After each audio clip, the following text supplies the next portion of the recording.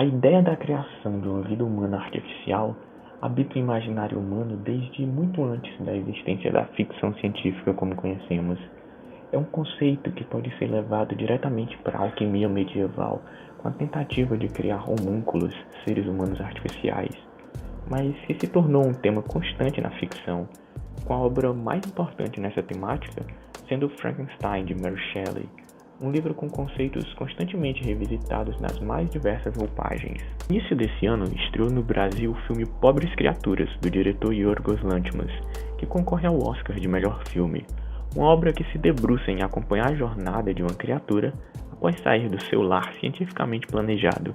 Essa criatura é a ingênua Bella Baxter, que busca conhecer mais sobre quem ela é e o mundo ao seu redor. O mundo ao redor de Bella é regido por regras sociais que ela desconhece, apresentando-se de duas formas conflitantes. Primeiro, tem o fascínio pelos prazeres sexuais cerceados por tabus morais que ela não consegue entender, mas por outro lado, ela também se depara com a pobreza e a morte que há espalhada pelo mundo. A morte é um dos principais motores dessa trama, pois Bella é um cadáver reanimado, um ser complexo que na verdade se trata de dois corpos revividos em um, conforme o filme explica, sem dar muitos spoilers. Ela é um bizarro experimento conduzido pelo criador, o Dr. Gordon Baxter, referido pela criatura como God, o que gera um trocadilho com a palavra Deus em inglês. Esse conceito de cadáver reanimado foi popularizado no filme clássico da Universal, lançado em 1931, que apresentou a versão mais popular da criatura de Frankenstein, um ser reanimado com partes de corpos mortos. Enquanto o livro não detalha esse processo, ele apenas descreve que o cientista foi a matadouros e cemitérios para conseguir a matéria orgânica para o seu ser humano artificial. Outro ponto popularizado no filme da Universal é a popularização da frase do cientista, "It's alive", está vivo, e também suas reflexões sobre o fato dele entender como Deus deve ter se sentido ao criar o homem. Mencionando Deus, vale a pena comparar a figura de God com o Victor Frankenstein.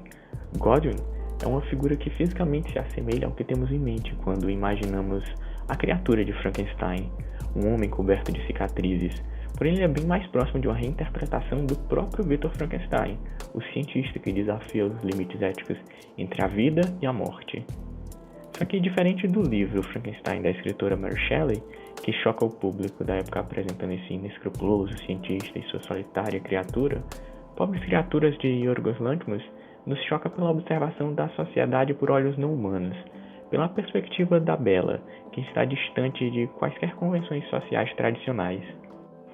Bella acaba servindo como um contraponto para a criatura do Frankenstein de Mary Shelley, enquanto o monstro de Mary Shelley abraça o cinismo da solidão, de que jamais será aceito, e busca em seu criador a possibilidade de criação de alguém semelhante, levando o monstro de Frankenstein a pedir que seu criador tente fazer uma noiva para ele, para que assim ele possa ser aceitado por alguém. Bella não busca aceitação, ela é apontada como uma idealista em certos momentos da trama. E há muitas abordagens possíveis para reinterpretar o mito de Frankenstein. Enquanto Pobres Criaturas apresenta mais sobre a psique de uma criatura, como o monstro de Frankenstein, em Birth Rebirth, nós nos deparamos com uma cientista tão distante da humanidade quanto o Dr. Victor Frankenstein. Birth Rebirth é um filme de 2023, a estreia na direção da diretora Laura Moss.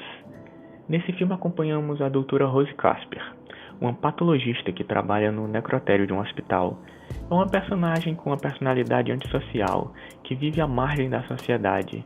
Ela é focada em um experimento para trazer mortos de volta à vida. Um experimento retratado de forma grotesca, que desafia a ética, como é de se esperar em reinterpretações de Frankenstein. O caminho da doutora Rose se cruza com o da enfermeira obstetra Sally Morales, que acabou de perder a sua filha, vítima de uma meningite bacteriana. Quando o cadáver da garota some do necrotério, Sally se depara com os experimentos da doutora Rose e com sua filha viva na casa da médica. As duas mulheres representam duas faces distintas da vida. Sally Morales, a mãe biológica da garota, é uma enfermeira obstetra, ou seja, ela trabalha com partos, está sempre em contato com o nascimento e o surgimento da vida, enquanto a doutora Rose, ela trabalha na necrópsia, sempre diante de cadáver. Ela está do outro lado da vida, vivenciando seu ponto final, e buscando uma forma de renascimento. Enquanto Pobres Criaturas traz uma abordagem fantasiosa, Birth Rebirth traz um filme naturalista, bruto. As cenas são gravadas em locais fechados, com pouca interação com o mundo fora do apartamento da Dra. Rose, focando principalmente nas interações dessas personagens com o experimento de renascimento, o que torna o filme bem mais claustrofóbico. Apesar das divergências entre esses dois filmes, temos em comum os temas sensíveis e polêmicos que desafiam a ética e a moralidade convencional, de modo similar ao que a obra clássica fez na sua época, sem repetir a história já contada. O livro de Mary Shelley também se debruça em complexidades sobre as relações humanas, assim como os filmes inspirados por ele. A criatura no livro é inicialmente ingênua e obtém grande parte do seu conhecimento a partir da observação de um pequeno núcleo familiar interiorano, e com base nisso, ela vai começando a entender um pouco das relações humanas e também da sua própria natureza, como uma figura solitária e externa à humanidade, sempre recebida com hostilidade. Essa hostilidade que é direcionada ao seu criador e àqueles próximos a ele no decorrer do livro, tornando-o alvo de sua ira por ser responsável pela sua solidão. Outra forma que a criatura de Mary Shelley obtém conhecimento é através da leitura de algumas obras, que trazem para essa criatura novas perspectivas, incluindo O Paraíso Perdido, que trata sobre a criação do homem e gera reflexões na criatura sobre ter sido abandonado pelo seu próprio criador. Enquanto Mary Shelley traz essa abordagem, Pobres Criaturas mostra um criador mais preocupado com sua criação, interessado em que ela siga sua jornada de descobrimento sem dar as costas para ela. O choque nesse filme não vem de uma criatura rejeitada pela sociedade, mas da sociedade em si, que a cada momento da trama se mostra mais esquisita aos olhos de Bella. No decorrer do livro, o cientista Victor Frankenstein passa a ser assombrado pelo seu experimento e começa a ver todas as pessoas que ele ama sendo mortas pela criatura. Esse ser torna a vida do criador um inferno na Terra, fazendo com que ele pague pelos seus pecados de desafiar o limite entre a vida e a morte e gerar um monstro que jamais seria aceito.